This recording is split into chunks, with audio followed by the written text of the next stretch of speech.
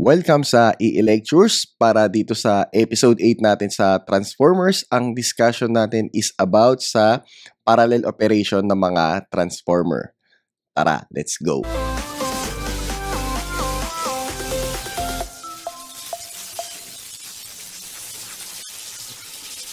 Dati sa DC machine, nagparallel tayo ng mga DC generator. Ngayon naman sa transformer, magpaparallel tayo ng mga transformer. So yung reason bakit kailangan natin mag-operate ng 2 or more transformers in parallel. So required siya kapag kailangan ng load extension, kasi nag-i-exceed na dun sa capacity ng dating transformer. Tapos yung transformer size is large and cannot be installed due to lack of space. So sabihin natin, bibili ka ng isang 2 MVA, pero yung dedicated space hindi kaya para dun sa isang 2 MVA. Bali, gagawin mo, hahatiin mo siya sa dalawang 1 MVA. Tapos, para i-increase na din yung efficiency ng electrical power system, since nga, kapag nag-operate ng hindi full load yung transformer, mas efficient siya compare sa sagad-sagaran yung sinasalo niyang load. Tapos, maximize availability of electricity to users without interruption due to maintenance purposes. So, in case na i-maintenance yung isa, pwede naman saluhin ng kabilang transformer yung mga load. Tapos, maximize flexibility of electrical system if it is expected the demand will be increased in the future. So, wala kang problema just in case na mag-increase ka ng load since marami ka nang nakabang na mga transformer. So, yung disadvantage nga lang kapag nagpa-parallel operation ka, yung short circuit current lumalaki siya dun sa low voltage level. Kasi kapag nagpa-parallel tayo ng mga resistances or impedances, yung magiging equivalent resistance nun or impedance, mas maliit pa dun sa pinakamaliit along those branches. So, kung maliit yung opposition mo sa flow ng current, edi mas lalaki siya, yung short circuit current. That will lead to increase yung circuit breaker capacity or yung short circuit MVA capacity ng isang circuit breaker, which madidiscuss yun sa topic ng power system. And then also, tataas din yung busbar rating or yung short circuit busbar rating ng mga busbar since lumaki yung short circuit current. So, yun yung mga disadvantage kapag nagparallel ka ng mga transformer. Kasi sa isang electrical system, sabihin natin sa mga high-rise commercial, kung saan meron na naka-parallel na mga transformer. Transformer kasi yung may pinakamalaking contributor, na lalabas ng short circuit. Lalo na kung dalawahin mo siya, edi mas lalong lalaki talaga yun. So, yun yung mga disadvantage kapag nag-parallel operation ka ng transformer. Tapos, yung mga conditions to be met for parallel operations. So, syempre, yung primary windings of the transformer should be suitable for the supply system voltage and frequency. So, any AC system na nagpa-parallel, dapat equal yung voltage at frequency. Tapos, yung transformer should be properly connected with regard to polarity. So, na-discuss na natin yan sa Sampner test at saka dun sa auto transformer, So, dito, bawal na salubong siya. So, pag nagkasalubong siya, automatic short circuit yung aabuti mo. So, dapat tama yung that polarity. Yung positive-positive, yung negative-negative. Parang katulad lang sa parallel operation ng mga DC machines. Tapos, yung voltage ratings of both primaries and secondary kailangan identical. Kasi kapag hindi identical, magkakaroon ng tinatawag na circulating current. So, percentage impedances should be equal in magnitude and have same XR ratio in order to avoid, ayan na naman yung circulating current, doon sa mga operation natin at different power factors. Sa mga transformer na magkaiba yung kVA rating nila, the equivalent impedances should be inversely proportional to the individual kVA rating if circulating currents are to be avoided. Kasi nga, yung S sa circuits 2, yung S is directly proportional sa V squared, inversely proportional sa Z. Kung nag-ooperate yan in parallel, so yung S is inversely proportional dun sa Z. Tapos yung load sharing nila nakadepende dun sa impedance no ng bawat transformer. So we can say kung sino yung may mas mababang impedance dun sa dalawa, siya yung masasalo ng malaking load compared dun sa mas may mataas na impedance. Kasi nga 'di ba opposition yun eh. So kung saan may mas less traffic, dun mas dadaan yung kuryente, 'di ba? Kaya kung sino yung may mas mababang impedance, siya yung masasalo ng load. So, depende pa yan kapag nag-apply ka ng per unit analysis. So, meron tayong discussion ng per unit analysis sa playlist natin ng power system. So, yung bali ganun yung mangyayari. So, ngayon, ang gagawin natin is check natin yung mga formula, no? Ayan, so, sa load operations natin, so, kung meron tayong mga equal turns ratio, which is yung turns ratio ng transformer A is equal sa transformer 2. Or transformer B. So, ayan yung mga equation natin. So, yung pinaka-voltage dito is equal dito sa voltage sa load plus yung voltage drop. At ito naman, no, yung sa load sharing nga. Okay. So, inversely proportional yung S sa Z. Kasi yung pwede ka na maglagay ng relation ng SA sa ZA niya or yung SB dun sa ZB. So, tandaan yung total apparent load is equal sa SA plus SB or yung SL mo. Tapos, ayun nga, yung IL naman is equal sa IA plus IB. So, kapag nakita mo yung formula, more likely parang nag-a-apply lang tayo ng current divider theorem. So, kung sino yung hindi mo hinahanapan, siya yung numerator. So, itong formula na to, applicable siya mapa percent Z or yung actual na ohmic impedance. So, just in case na meron tayong unequal turns ratio, ito yung mga formula natin for I1 and I2. So, mag-iiba yung sharing nila. Hindi katulad kapag meron kang equal turns ratio. So, medyo madali lang siya, no? Kahit papano. Ang medyo challenging lang dyan kapag hindi equal yung KVA rating ng dalawang transformer. Kasi kailangan mo pa magkaroon ng change of base, which na-discuss natin dun sa per unit, dun sa power system. So yun, pwede nyo naman ipanoorin yung discussion ng per unit analysis. So ngayon, gagawin na natin, mag-solve na tayo ng problem dito sa parallel operation ng transformer. So madali lang siya, no? Parang nag-current divider ka lang eh. So may twist lang kapag yung transformer mo is magkaiba sila ng KVA rating. So for problem number 1, meron tayong dalawa, no, na 2200 is to 110 volt transformer are to be operated in parallel. So identical sila dun sa voltage rating nila. So sabihin natin, 'di ba? Ito si T1. Tapos ito si T2. So ipaparallel na lang natin 'yan, no. Okay. Tapos 'di ba, meron silang load na paghahatian. So sabihin natin ito si load. So ayan, i-connect lang natin. So yung load natin is 125 kVA. Tapos yung power factor niya ay 0.8 lagging. Tapos ito daw yung rating ng mga transformer. So, pagdating doon sa primary nila tsaka secondary, equal naman. So, 2,200 volts is to 110 volts. So, dito sila nagkatalo. So, si transformer A, so yung percent RA natin is equal sa 0.9%. Tapos, yung percent X ng transformer A is equal sa 10%. Pagdating naman sa transformer B, siguro maganda palitan natin ng kulay ito. Okay, so percent resistance ng transformer B is 1%. And then, yung reactance niya is 5%. So, bumawi siya sa reactance. Reactance niya naman yung mababa. So, ngayon, find load carried by each transformer. So, let's say, ang hinahanap is yung SB tsaka SA. Ayan yung hinahanap sa atin, yung mga required. So, ito ngayon yung solution. So, since magkaiba sila ng KVA rating, kailangan natin ipantay yan. So, kahit papano, no, kailangan dito yung knowledge na discussion ng per unit analysis. Kasi magkakaroon tayo ng change of base eh.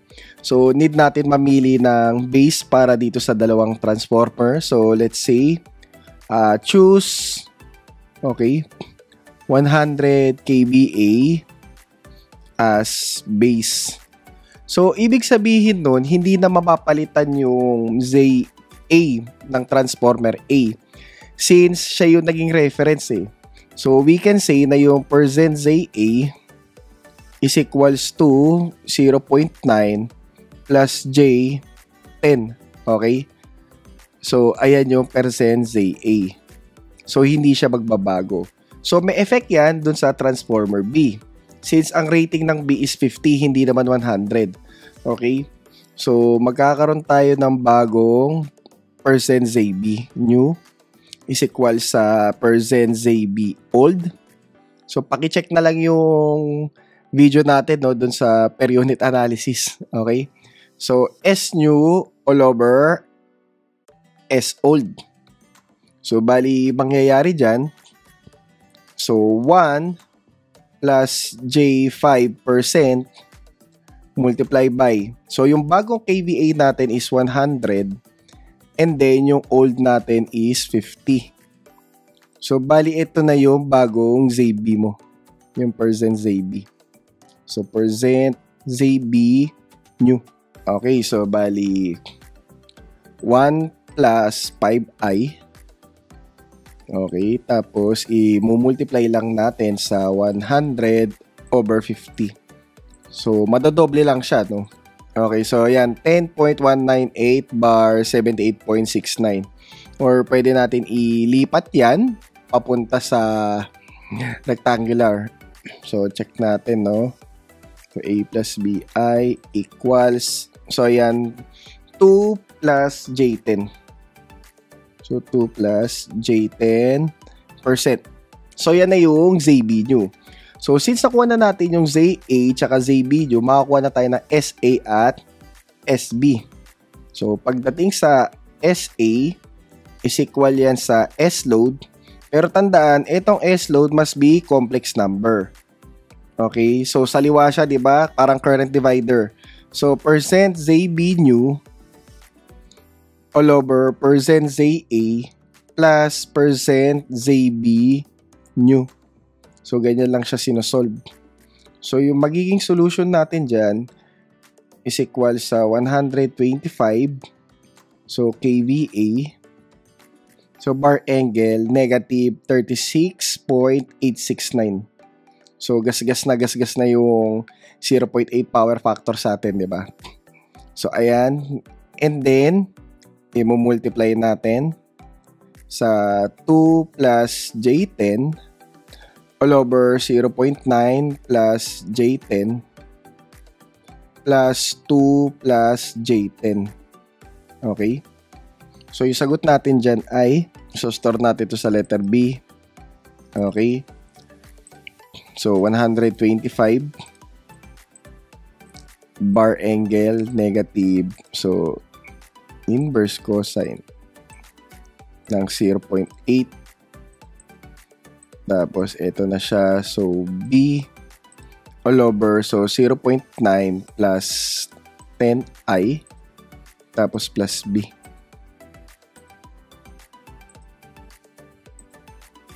So, yung sagot natin is 63.078. So, bar angle 39.929. Okay? So, lagay na natin dito, no? So, 63.078 bar negative 39.929 kVA. So, ayan yung nakuha ni transformer A na load. So, kung gusto mo makuha si transformer B, edi pwede mo na ito i-minus dito. Okay? So, makukuha mo na kagad siya. Kasi nga, di ba, yung SL is equal sa SA plus SB. So, kung gusto mo makuha si SB, edi SL minus SA. Or pwede kang mag-perform ng ala current divider theorem pa din. So, dito na lang natin siya ilagay. So, yung SB natin is equal sa SL tapos percent ZA all over percent ZA plus percent ZB new. So, ganun yung mangyayari dyan. So, bali, yun pa din.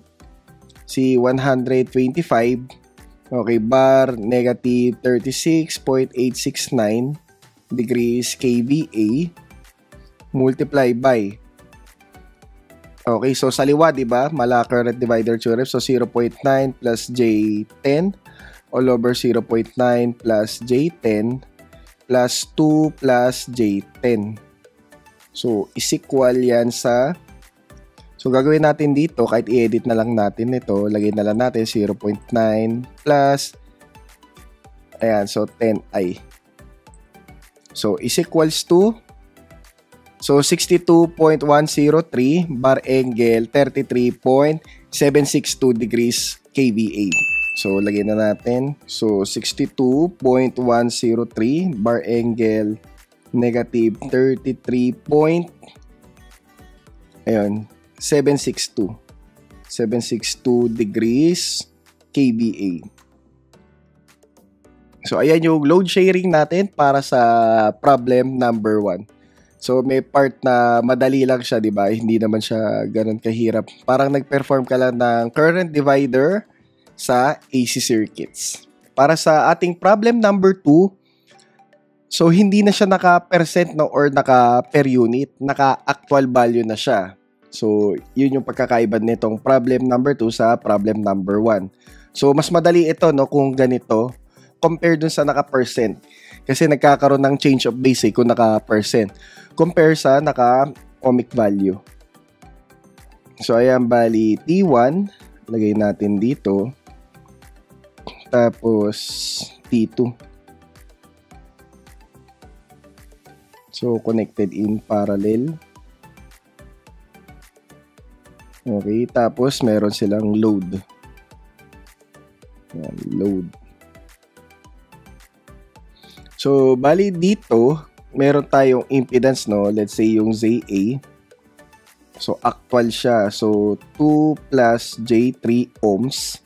And then, yung pangalawa naman is 2.5 plus J5 ohms. Tapos, yung pinaghahatian nilang load is 1,000 ampere. Tapos, yung power factor niya is 0.8 lagging. So, ngayon, ito yung tanong. So, current supplied by each transformer. So, ito yung required. So, yung IA, tsaka yung IB. Ayan yung nawawala. Tapos, yung ratio ng kilowatt output of two transformers. So, kilowatt output ratio. KW ratio. So, para sa magiging solution natin, edi current divider theorem lang to, no? Yung magpapabigay lang sa atin dito ng twist is yung kilowatt output of the two transformer. So, magagawa naman natin ng paraan yan. Okay? So, yung IA is equals dun sa IL, so complex form. Tapos, multiply by kung kanino ka hindi naghahanap. So, ZB all over ZA plus ZB. So, bali 1,000, okay, bar angle negative inverse cosine ng 0.8. So, si negative 36.869 yan. Okay, so degrees ampere. And then, multiply by, so 2.5 plus J5 ohms all over. So, 2 plus J3 plus 2.5 plus J5 ohms. O, diba? Ganyan lang siya kadali. So, yung IA natin is equals to, so, 1,000. So, var negative inverse cosine ng 0.8. And then, yung dalawang impedance na. So, bali, 2.5 plus 5i all over, so, 2 plus 3i plus 2.5 plus 5i. So, ayan, kuha na kagad natin yan. So, yung sagot is 609.031, bar angle negative 34.077. So ayan siya. So 609.031 bar angle negative, so 34.077. 7 degrees amperes. So ayan yung IA. So pagdating naman sa IB, papalit lang natin. Okay? So IL, so multiply by ZA all over ZA plus ZB. Okay? So lagay natin dito, bali 1,000 ampere. So bar angle negative 36.869 degrees. Okay? So ayan. And then, ang ilalagay na natin dito is si 2 plus J3. Tapos, pagdating naman sa baba, si 2 plus J3 plus 2.5 plus J5. Okay? So, ayan siya. So, madali ang edit lang sa Calcio to. So, edit na natin. Okay. So, 2 plus 3i equals. So, ayan, 392.813 bar angle, negative 41.202 degrees ampere. So, ayan, 392.813 bar angle, so negative 41.202. So, negative 41.202 degrees ampere. So, ayan yung sharing ng current supplied by each transformer. So, ngayon yung ratio na kilowatt output. So, sabihin natin, di ba, kilowatt ng A all over kilowatt ng B. Ano yung ratio nila? So, dito tayo magkakaroon ng problem, no? Since wala tayong voltage, hindi natin makukuha si power. Pero ang magre-represent ng kilowatt natin is si current pa rin. So, tandaan, di ba, doon sa current, lalabas, meron niyang real part at merong imaginary part. So, ito yung wattful current. Yung real part. Tapos, ito yung magnetizing or yung reactive. So, kailangan lang nating gawin is i-convert yung current natin into rectangular form at kunin natin yung mga real part nila. Okay, so gagawin natin dito, store na lang natin to sa sa B. Store natin to sa B. Ayan, 'di ba? Tapos yung kanina, store natin sa A. So ito si 2.5. So ayan, store natin sa A. Nung ni-store natin sa A, lumabas yung real component niya is 504. Para dito sa sa current A natin. So 504.451. Ito yung real part ng current niya. And then kapag chinek natin yung sa transformer B, so recall natin transformer B. Okay, so 392. So gagawin natin diyan, ko-convert natin into A plus BI. So, 295.548. 295.548. So, once na ni-ratio natin yan, so, 504.451 divided by 295.548. So, yung ratio natin is 1.706. So, ibig sabihin, di ba, mas sumasalo ng mas mataas ng 70% si Transformer A compare kay Transformer B. Kapag tinignan natin kasi yung impedances nila, dihamak na mas mababa si Transformer A kay Transformer B. Kaya talaga siya yung mas sasalo ng malaking portion of load. So, yun yung ibig sabihin ng ratio na to. So, malalaman mo kung paano sila nag-load sharing. So, dito nagtatapos yung mga problem natin sa parallel operation ng transformer. At yung susunod na topic naman natin for episode 9 is about sa instrument transformers. So, kung natuto kayo dito sa video na to, please share to others, sa mga classmate niyo, para meron silang supplementary materials sa subject na transformers. So, see you sa mga future episodes dito sa EE Lectures at The Lord of Stories podcast. Bye!